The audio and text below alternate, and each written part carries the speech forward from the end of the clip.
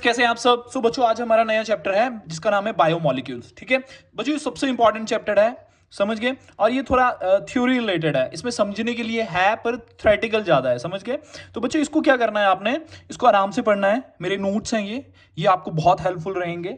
सो आप इनको पढ़िए आराम से और मैक्सिमम जेई एडवांस तक ये हिट करेंगे क्वेश्चंस को, इतना मैं डेडली श्योर हूं, समझ गए। सो चलिए पढ़ते हैं, ठीक है। और जो आपके बोर्ड्स के एग्जाम्स में क्वेश्चन आएंगे बहुत आराम से आप सॉल्व कर लेंगे, आप खुद देख लीजिए, ठीक है। तो सबसे पहले बच्चों इस बायोमोलिक्यूल्स का मतलब क्या है। देखो अब चैप्टर का नाम दिया है तो इसका कुछ ना कुछ तो मतलब होगा। तो बायो को मैंने दो वर्ड्स में तोड़ दिया, बायो प्लस मॉलिक्यूल, दो में टूट रहा है ना। तो बायो क्या मतलब लाइफ से रिलेटेड है, और मॉलिक्यूल के मतलब tiny groups of atoms, atoms मिलके क्या मॉलिक्यूल बना रहे हैं, ठीक है। तो बच्चों a biomolecule is a tiny building blocks that is made by and used by living things to stay alive, ठीक है। अब ऐसे मॉलिक्यूल्स हैं, ऐसे बायोमोलिक्यूल ऐसा टाइनी बिल्डिंग ब्लॉक्स है, ठीक है। मतलब छोटे छोटे एटम से मिलकर बना हुआ है, ठीक है। जो क्या कर रहा है, हमें हमारे जीने के लिए, हमें जिंदा रहने के लिए यूज कर रहे हैं, हम उसको यूज कर रहे हैं। अब क्या क्या हो सकती हैं वो चीजें, जैसे अब इंग्रेडिएंट्स क्या हैं हमारी लाइफ की। देखो हमें कार्बोहाइड्रेट्स चाहिए, एनर्जी उसी से मिलेगी। अमाइनो एसिड्स हैं, ठीक है, प्रोटीन्स हैं, ठीक है, न्यूक्लिक एसिड्स हैं, वाइटामिन्स हैं, हार्मोन्स हैं, समझ गए। तो इन चीज़ों से ये क्या है, एक क्या है, मॉलिक्यूल्स हैं ये, समझ गए, ठीक है। और ये किसको, हमारी लाइफ को बना रहे हैं, ठीक है, हमें जिंदा रहने के लिए बहुत जरूरी है, समझ गए, ठीक है, समझ गए। तो चलो एक एक करके पढ़ते हैं अब इनको, ठीक है। चलो पहले कार्बोहाइड्रेट्स।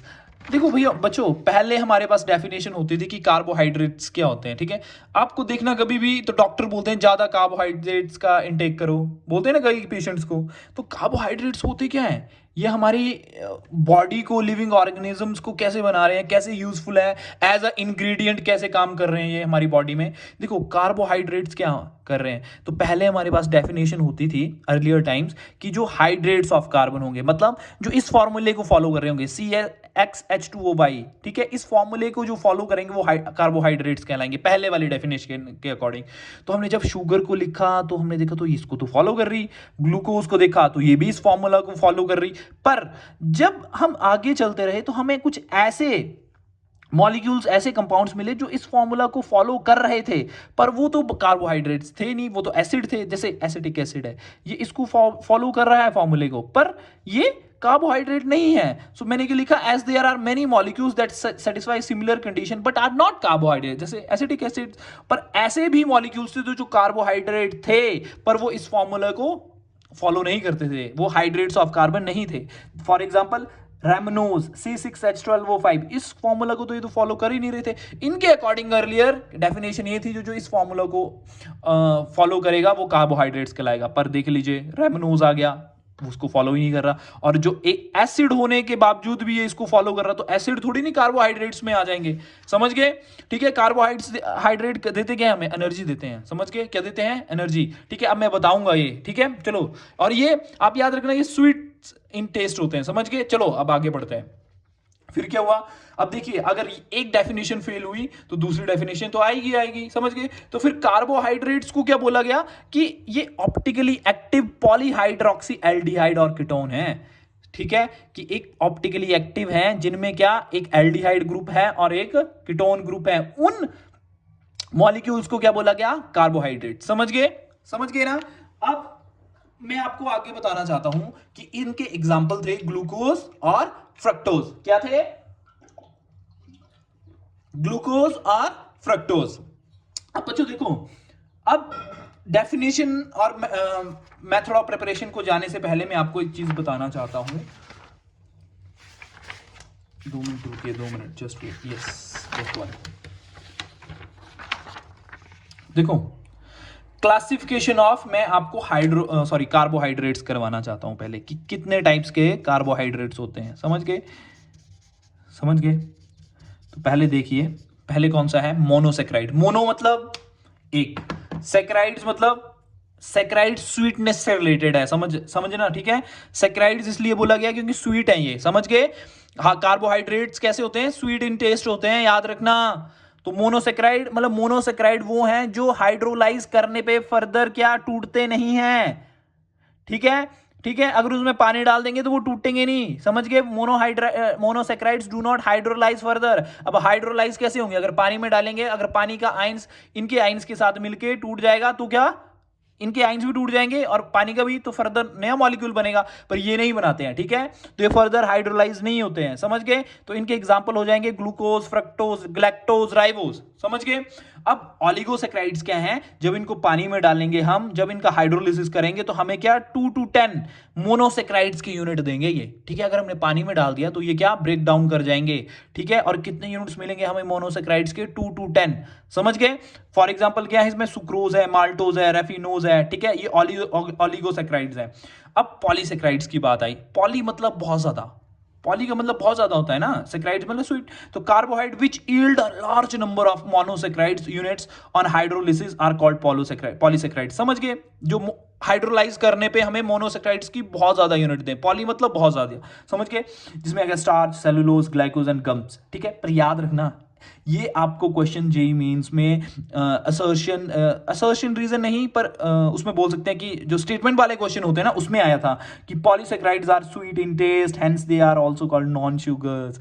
मैक्सिमम बच्चे सोचेंगे कि सेक्राइड्स है, कार्बोहाइड्रेट तो स्वीट इन टेस्ट होते हैं, पर पॉलीसेक्राइड्स जो हैं, इसको आप मार्क करिए कि स्वीट इन टेस्ट नहीं होते हैं, इनको हम नॉन शुगर बोलते हैं, समझ गए, समझ गए ना।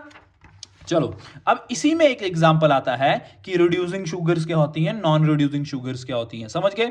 तो रिड्यूसिंग शुगर्स क्या होती हैं? ऐसे कार्बोहाइड्रेट जो टॉलेंस, रीजेंट, फेलिंग और बिंडिक्ट को रिड्यूस करते हैं, ठीक है। जो कार्बोहाइड्रेट इन तीनों को रिड्यूस कर जाएंगे ना, विच रिड्यूसेस टॉलेंस, फेलिंग और बिंडिक्ट, उनको हम रिड्यूसिंग शुगर बोलेंगे। जैसे मोनोसेक्राइड आ जाएगा ग्लूकोज, फ्रक्टोज, ग्लैक्टोज, डाइसेक्राइड आ जाएगा माल्टोज और लैक्टोज, ठीक है। और नॉन रिड्यूसिंग में कौन आ जाएगा? जो इसको रिड्यूस नहीं करेंगे, which do not reduces Tollens, Fehling and Benedict, ठीक है, इन रीजंस को, ठीक है। तो इसका एक्सेप्शन है, सुक्रोज जो है वो एक नॉन रिड्यूसिंग शुगर है, याद रखना। और पॉलीसेक्राइड जो भी हैं, जैसे स्टार्च हो गया, सेलुलोज हो गया, ग्लाइकोजन हो गया, गम्स, पॉलीसेक्राइड्स और सुक्रोज जो है नॉन रिड्यूसिंग है, याद रखना इसको बच्चों। चलो, अब मॉडर्न डेफिनेशन पे आओ। मैंने आपको बता दिया कि कार्बोहाइड्रेट्स क्या है, optical active polyhydroxy aldehyde orbit, जहां जहां एल्डिहाइड और कीटोन ग्रुप मिल गया और वो ऑप्टिकल एक्टिव होगा, और पॉलीहाइड्रोक्सी मतलब OH ग्रुप जो होंगे बहुत ज्यादा होंगे, ठीक है, वो क्या कहलाएगा? कार्बोहाइड्रेट, ठीक है। तो एग्जांपल मैंने आपको बता दिया ग्लूकोज और फ्रक्टोज का। अब इसका मेथड ऑफ प्रिपरेशन क्या है? अब जब हम सुक्रोज की हाइड्रोलिसिस करवाएंगे, एसिडिक, वो भी कौन सी? एसिडिक हाइड्रोलिसिस, मतलब डाइल्यूट एसिड की प्रेजेंस में, चाहे HCl ले लो चाहे सल्फ्यूरिक एसिड ले लो, तो क्या बन जाएगा? ग्लूकोज और फ्रक्टोज। पर हमें तो चाहिए, हम तो मेथड ऑफ प्रिपरेशन किसकी कर रहे हैं? ग्लूकोज की कर रहे हैं ना, तो ग्लूकोज कैसे बनेगा? अब बच्चों, हम क्वेश्चन आ गया अगला कि हाउ टू सेपरेट ग्लूकोज, कि ग्लूकोज को कैसे सेपरेट करें।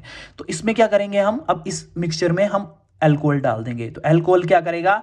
इसके फ्रक्टोज तो अल्कोहल के साथ सॉल्युबल है, पर ग्लूकोज क्या करेगा? पीपीटी फॉर्म कर देगा, पैसिप्रेट मतलब इनसॉल्युबल है अल्कोहल के साथ। तो हम क्या करेंगे? देखो, जब ये ठंडा हो जाएगा मिक्सचर, तो हम अल्कोहल ऐड कर देंगे, तो इसके पीपीटी बन जाएंगे और ये घुल जाएगा इसके बीच में, तो हमें ग्लूकोज मिल जाएगा। समझ गए? समझ गए ना बच्चों? समझ गए ना? चलो आगे। अब देखो बच्चों, एक इसका बहुत इंपॉर्टेंट मेथड ऑफ प्रिपरेशन है बाय स्टार्च, और एक कमर्शियली यूज किया जाता है, याद रखना है, कमर्शियली मेथड है ये। अगर ज्यादा अमाउंट में चाहिए ना हमें इंडस्ट्रीज में ग्लूकोज, तो हम इसके थ्रू प्रिपेयर करते हैं, ठीक है। स्टार्च का फॉर्मूला है C6H10O5 का N मॉलिक्यूल्स प्लस वाटर के साथ एसिडिक हाइड्रोलिसिस, और हमें मल्टीपल यूनिट्स मिल जाएंगे ग्लूकोज के, C6H12O6, ठीक है। ये आपको डायरेक्ट क्वेश्चन पूछा जाता है कि स्टार्च के थ्रू जब अगर हमने कमर्शियली इसको प्रिपेयर करना है तो कौन सा मेथड होता है, तो हम स्टार्च की एसिडिक हाइड्रोलिसिस करते हैं, समझ गए। अब बच्चों, ग्लूकोज आपको जैसे पता है एल्डो हेक्सोज, एल्डो क्यों बोला? एल्डिहाइड ग्रुप होगा। हेक्स क्यों बोला? मतलब 6 कार्बन होंगे, ठीक है। और ओज क्यों? बताओ, ओज क्या है?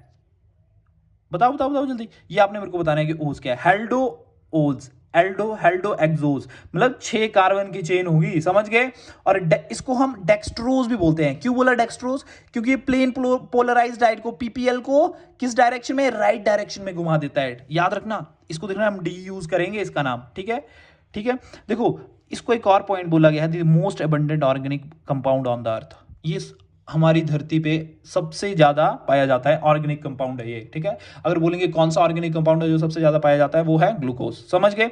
अब जो इसका स्ट्रक्चर होता है, एल्डिहाइड लिख लेना और कार्बन लगा देने, 1 2 3 4 5 6 कार्बन होंगे, जिसमें OH ग्रुप एल्डिहाइड का होगा, CH2OH होगा, और यहाँ पे क्या सेकंड पे OH होगा। फिर थर्ड कार्बन को आपने याद रखना है, बस थर्ड कार्बन पे ही चेंज है, जहां H और OH सबसे अलग होगा, और सारे HOH OHH OHH OHH same रहेगा। बस थर्ड कार्बन पे आप ध्यान रखना कि इसको फ्लिप कर देना है, इस साइड H आ जाएगा और इस साइड OH आ जाएगा। समझ गए, समझ गए, इसको ध्यान रखना इस स्ट्रक्चर को। अब स्ट्रक्चर को मैं याद तो करवा नहीं सकता, ये आपको ड्रॉ कर करके समझ आएगी, ठीक है। पर याद रखना कि थर्ड कार्बन जो है उस पे जो है इस साइड राइट साइड H होता है और लेफ्ट साइड OH होता है। समझ गए, समझ गए। देखो, how do we come to know that, अब क्वेश्चन है कि how do we come to know that कि this one is the structure of glucose, कैसे हमें पता लगा, ठीक है, कि ये ग्लूकोज का स्ट्रक्चर है, ठीक है। तो बच्चों जैसे हम ग्लूकोज खाते हैं ना वो पानी में घुल के, तो क्या हुआ, हमारे पास भी ऐसे कुछ उसका सॉल्ट होगा, ठीक है। तो हमें कैसे पता लग गया उससे ये स्ट्रक्चर है, हमें फॉर्मूला पता था कि C6H12O6 होता है। तो हमने क्या किया, सबसे पहले इसको पता लगाने के लिए हमने इसको प्रोलॉन्ग्ड हीट दी, बहुत टाइम तक हीट करते रहे HI के साथ, ठीक है। तो हमें लास्ट में जो प्रोडक्ट मिला वो एक चेन मिली 6 कार्बन की, ठीक है, उसको हम बोला गया एनहेक्सेन। तो इसने सुजेस्ट किया कि जो 6 कार्बन है और एटम है वो लिंक क्या है, स्ट्रेट चेन में लिंक कर रहे हैं।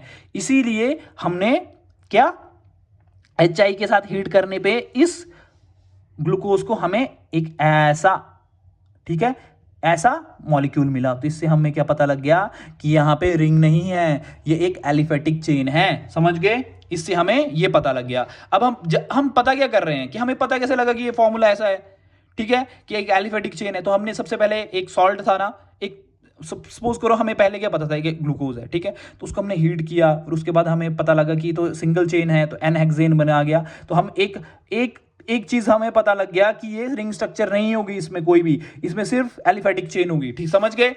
अब दूसरा क्या पता कर रहा था हमने, फिर हमने पता करना था कि इसमें कार्बोनाइल ग्रुप प्रेजेंट है या नहीं है। तो अब कैसे पता करना था हमने, जब हमने इसकी रिएक्शन, ग्लूकोज की रिएक्शन हाइड्रोक्सिलामाइन के साथ रिएक्ट किया, तो इसने हमें क्या बना के दे दिया, तो इसने NH2OH, तो इधर से हमने वाटर निकाल दी, इधर से वाटर निकल गया और हमारे पास ऑक्साइन बन गया। इट मींस इसने रिएक्ट, हाइड्रोक्सिलामाइन ने रिएक्ट तभी करना था अगर कोई कार्बोनाइल ग्रुप होता, इसीलिए हमें इसने पता करके दे दिया कि मैं रिएक्शन कर दिया मैंने, ठीक है, इसने रिएक्शन कर दी हाइड्रोक्सिलामाइन ने। तो इसका मतलब ये हो गया, हमें पता लग गया कि यहां कार्बोनाइल ग्रुप तो पक्का प्रेजेंट है। समझ गए। अब एक और रिएक्शन की हमने इसे कंफर्म करने के लिए, जब हमने इसको HCN के साथ रिएक्ट करवाया तो क्या हुआ, ऑक्सीजन ने ये वाले पाई इलेक्ट्रॉन अपने पास बुला लिए, तो इधर पार्शियल पॉजिटिव हो गया, इधर नेगेटिव हो गया, ठीक है, पार्शियल नेगेटिव, ठीक है। तो इधर नेगेटिव था, इधर पॉजिटिव, तो नेगेटिव ने यहाँ पे अटैक किया, ठीक है, और पॉजिटिव OH के पास चला गया, तो हमारे पास साइनोहाइड्रिन आ गया। इसने भी हमें प्रेजेंस दिखा दी कि इधर कार्बोनाइल ग्रुप प्रेजेंट है। So these above reaction confirms the presence of carbonyl group in glucose. समझ गए। तो हमें ये फर्स्ट चीज हमें क्या पता लगी कि एक हेक्सेन चेन है, ठीक है, एक एलिफेटिक चेन है, ठीक है, मतलब ग्लूकोज में एक एलिफेटिक चेन पाई जाती है।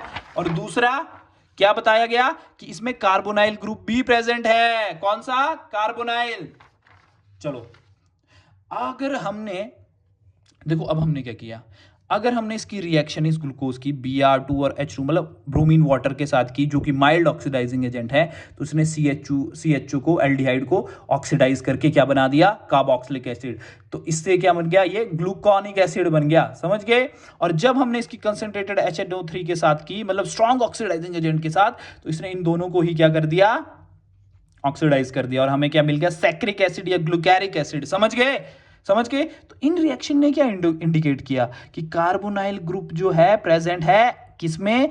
अब हमने पता करना था कि कार्बोनाइल तो 2 ग्रुप है, एक एल्डिहाइड है और एक कीटोन है। तो जब हमने CHO को हमने ऑक्सीडाइज किया तो हमें क्या मिल गया, COOH। तो हमें इससे कंफर्म हो गया, क्या हो गया, इससे कंफर्म हो गया कि हमने जो रिएक्शन की वो सिर्फ एल्डिहाइडिक ग्रुप ही है प्रेजेंट। समझ गए। जब हमने इसकी ऑक्सीडेशन की ना, तो देखो माइल्ड ऑक्सीडाइजिंग एजेंट क्यों यूज किया, क्योंकि अल्कोहल, अगर अल्कोहल होता, अगर मान लो OH ग्रुप होता तो उसने CHO बनाना था, समझ गए।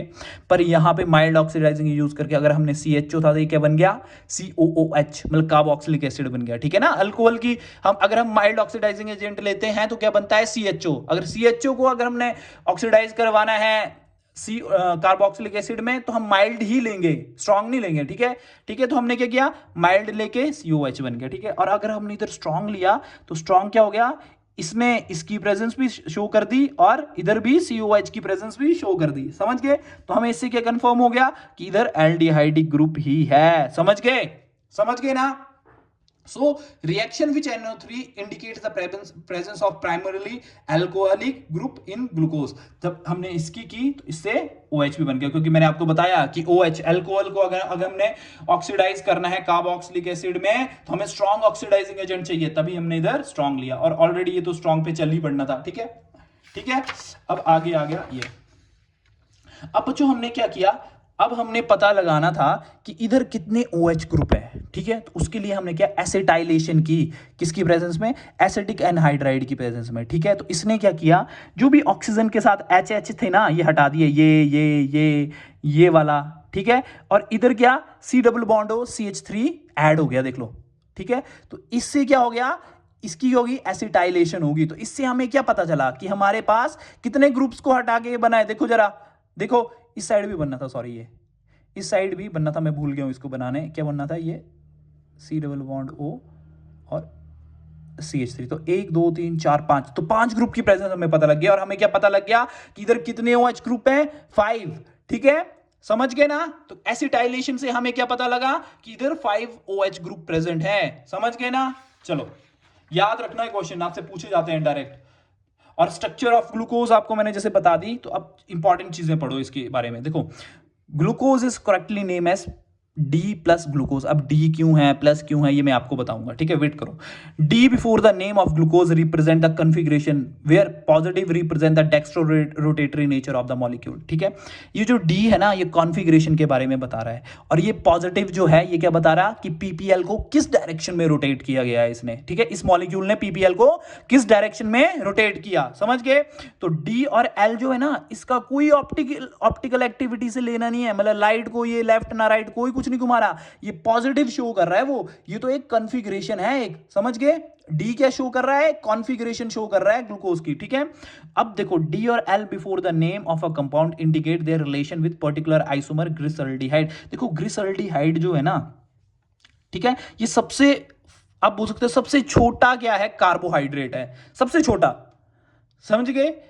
फर्स्ट आप बोल सकते हो कि फर्स्ट का सबसे छोटा कार्बोहाइड्रेट है। तो डी और एल क्या शो कर रहे हैं, ये OH ग्रुप की पोजीशन को बता रहे हैं। अगर ये राइट साइड में है OH ग्रुप, ठीक है, तो इसको हम डी लिख रहे हैं। देखो बच्चों, ये ग्लिसरल्डिहाइड क्यों लिखा है, क्योंकि ये कार्बोहाइड्रेट्स का सबसे छोटा क्या क्या है, सबसे छोटा कार्बोहाइड्रेट है, ये याद रखना ये, ठीक है, समझ गए। क्योंकि ग्लूकोज भी कार्बोहाइड्रेट ही है ना, तो ये सबसे छोटा कार्बोहाइड्रेट क्या है, ग्लिसरल्डिहाइड, इसी से ड्राइव किया गया है ग्लूकोज को, समझ गए, समझ गए। तो OH जो है, OH ग्रुप की वजह से ही D आया है। अगर ये राइट साइड को होगा तो D आ जाएगा, अगर ये लेफ्ट साइड को हो गया तो L आ गया, समझ गए, समझ गए, समझ के। डी क्यों लिखा जा रहा है, ये कॉन्फ़िगरेशन है किसकी, ग्लिसरल्डिहाइड, क्योंकि सबसे छोटा, इसको हम क्या कर रहे हैं, कंपेयर कर रहे हैं, ठीक है। ग्लिसरल्डिहाइड से ही ड्राइव किया गया है ग्लूकोज, समझ गए, ये सबसे छोटा कार्बोहाइड्रेट है, समझ गए।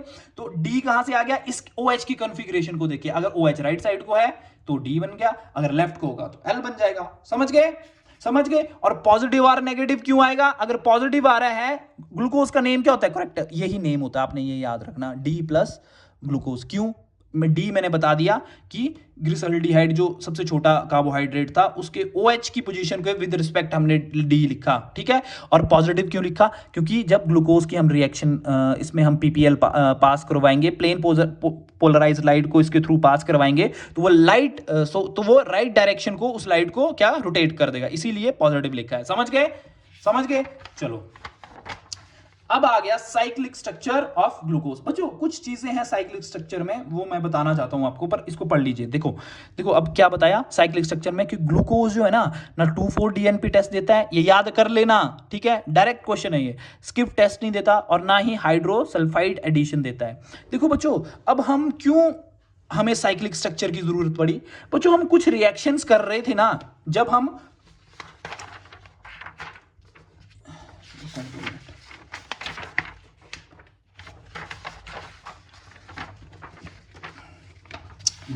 इस ग्लूकोज की स्ट्रक्चर के साथ किसी की रिएक्शंस कर रहे थे, जैसे 2,4-DNP टेस्ट दे रहे थे, CNP टेस्ट, स्किप टेस्ट कर रहे थे, तो ये वाले टेस्ट नहीं दे रहा था। सो इससे क्या इंडिकेट हो रहा था, कि कुछ ना कुछ स्ट्रक्चर में गड़बड़ है, समझ गए। जैसे हाइड्रोजन सल्फाइड एडिशन थी, इसके साथ भी कोई स्ट्रक्चर, इसके साथ भी कोई रिएक्शन नहीं दे रहा था, ना 2,4-DNP के साथ, ना स्किप टेस्ट के साथ, तो कुछ ना कुछ गड़बड़ी लग रही थी इनको स्ट्रक्चर में, ठीक है। फिर क्या हुआ, इन्होंने pentaacetate glucose does not react with hydroxylamine indicate the absence of free CH2 group. देखो अब जो था, देखो जब मैंने एसिटिक एनहाइड्रेट एसिटाइलेशन करवाई तो ये क्या बन गया, ये कौन सा ग्रुप बन गया, पेंटाएसिटेट बन गया, ठीक है। तो अब जब इसकी रिएक्शन हम करवा रहे थे, ठीक है, जब हम pentaacetate of glucose does not react with hydroxylamine, देखो हाइड्रोक्सिलामाइन क्या, मैं बताता हूं आपको क्या ग्रुप है ये। देखो हमने ये पढ़ा ना NH2OH, इस ग्रुप को हाइड्रोक्सिलामाइन ग्रुप बोला है, ठीक है।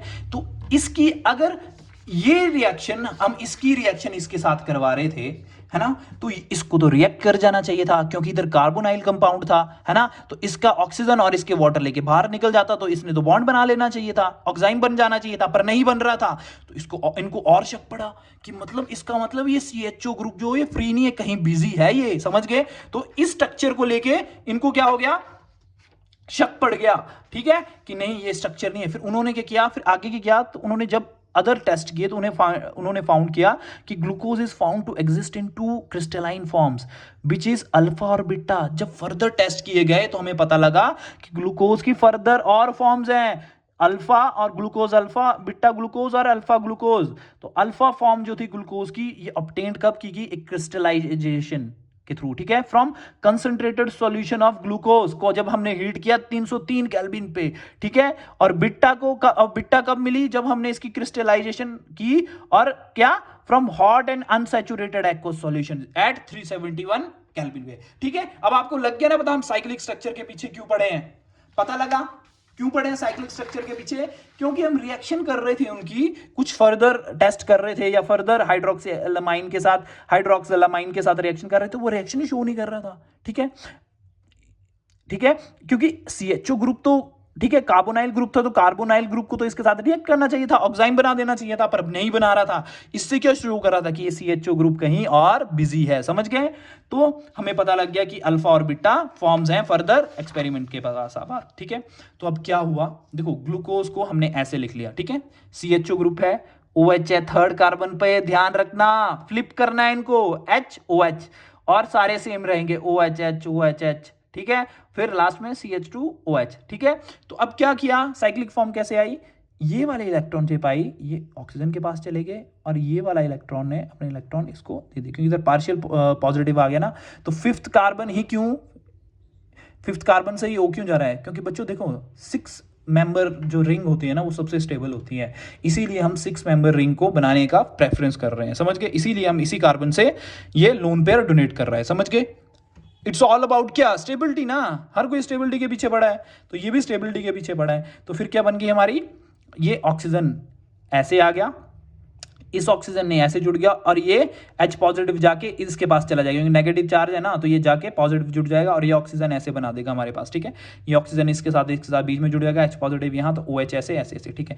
अगर बात सुनो, अल्फा D पॉजिटिव ग्लूकोज की, अल्फा क्यों लिखा मैंने, क्योंकि OH जब अंदर होगा ना, तो अ से अंदर, तो अ से अल्फा, ठीक है, तो अल्फा D ग्लूकोज। जब OH ग्रुप जो है बाहर की तरफ होगा तो क्या होगा, बिट्टा ग्लूकोज, ठीक है, बिट्टा D ग्लूकोज। अब D का तुम्हें पता होना चाहिए, और पॉजिटिव क्यों लिख रहा हूं मैं, ठीक है, अल्फा D ग्लूकोज, और अल्फा D पॉजिटिव ग्लूकोज, और बिट्टा D पॉजिटिव ग्लूकोज, ठीक है।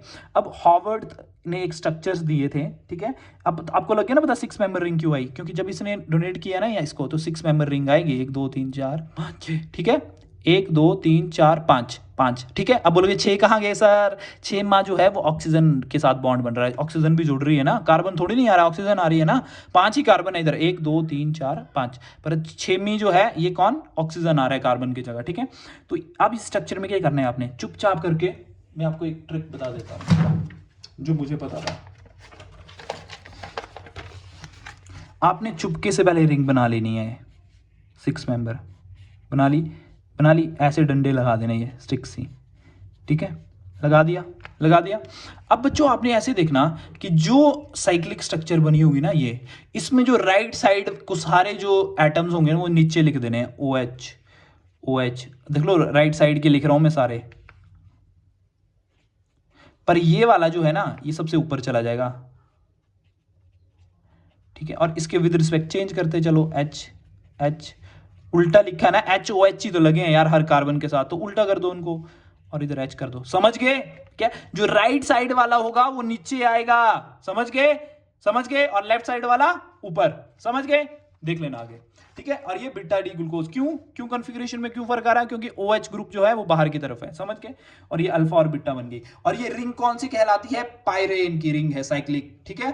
Pyran is a cyclic organic compound which 1 oxygen atom and 5 carbon atom is in the ring, समझ गए ना? चलो, साइक्लिक स्ट्रक्चर समझ गए आप।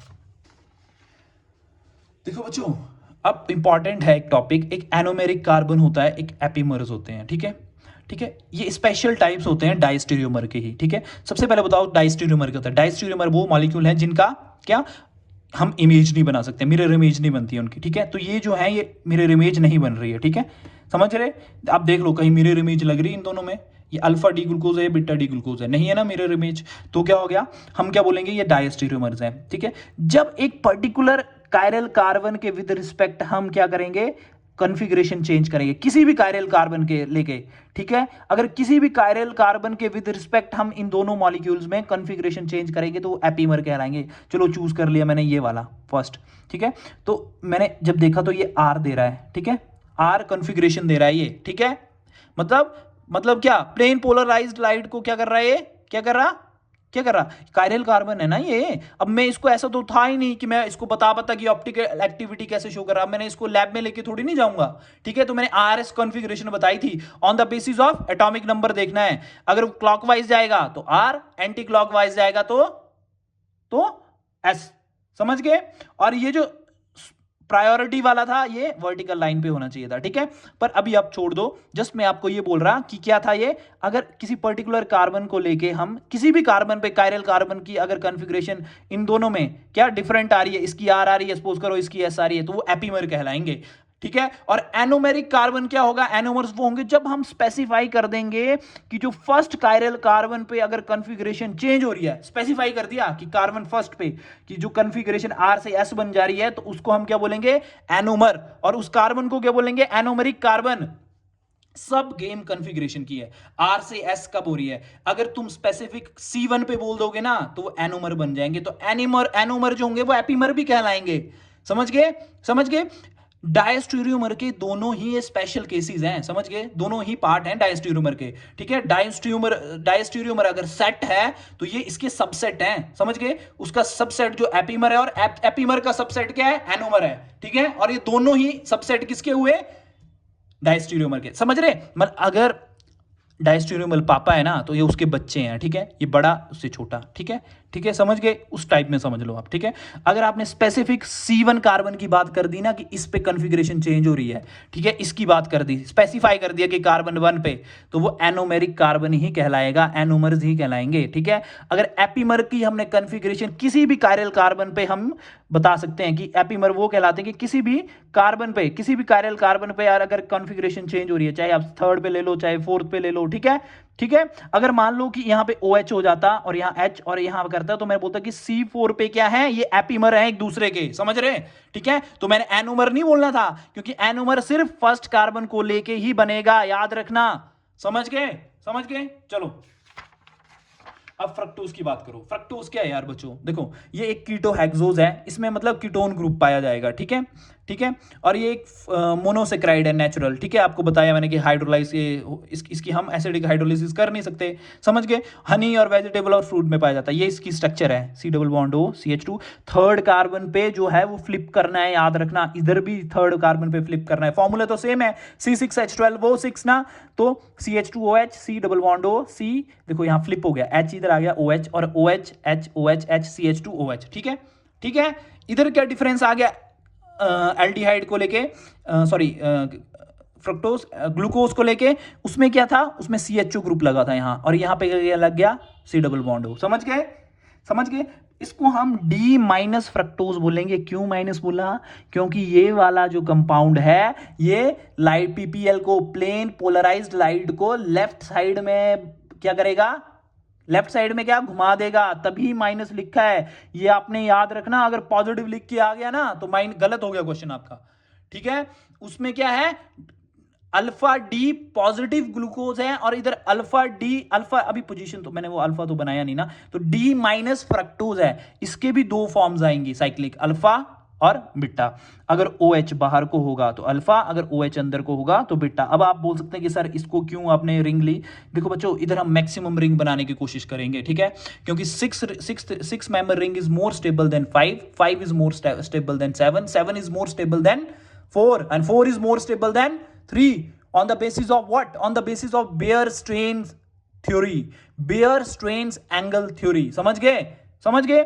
तो क्या हम इधर हमारे पास मैक्सिमम क्या बन सकती है, इधर के जाएंगे ना अब, ठीक है, मैक्सिमम यही बना सकता है, इसकी नहीं ले लेनी 1 2 3 4 ऐसे कर लेना, ना ना ना ना, ये तो फिर ये ग्रुप बाहर आके लगेगा भी नहीं, ठीक है। तो ऑक्सीजन देंगे, क्या करेंगे, डोनेट करेंगे, यहां से इसने क्या किया, अपने इलेक्ट्रॉन दे दिए और ये ऊपर चला गया, और ये H जो है इसके पास चला जाएगा, ठीक है। तो हमारे पास ये वाली साइक्लिक स्ट्रक्चर्स बन जाएंगी, समझ गए। और उसके पास क्या होगा, हमारे पास ये दो साइक्लिक फॉर्म्स आ जाएंगी। मैंने आपको बता दिया ना कि जो राइट साइड वाले होंगे, जैसे ये राइट साइड वाला है, ये राइट साइड वाला है, ठीक है, ये कौन सी फॉर्म है, ये बीटा फॉर्म आएगी इसकी, क्योंकि OH बाहर की तरफ है, ये अंदर की अल्फा की फॉर्म ये आएगी, ठीक है। OH की विद रिस्पेक्ट अल्फा और बीटा फॉर्म बनती है, याद रखना, ठीक है। तो राइट साइड वाले नीचे आ जाएंगे और लेफ्ट साइड वाले ऊपर, समझ गए। तो आपको पता होना चाहिए फ्रक्टोज में 5 मेंबर रिंग होती है, तो नीचे, तो राइट वाले नीचे आ गए और लेफ्ट वाले ऊपर लिख दिए, और हमारे पास ये स्ट्रक्चर्स आ गई। होप सो बच्चों आपको ये चैप्टर समझ आया हो। अगर आपको कोई भी कंफ्यूजन लग रहा है तो आप मेरे को कमेंट करके बता सकते हैं, ठीक है। Thank you so much, bye bye, take care.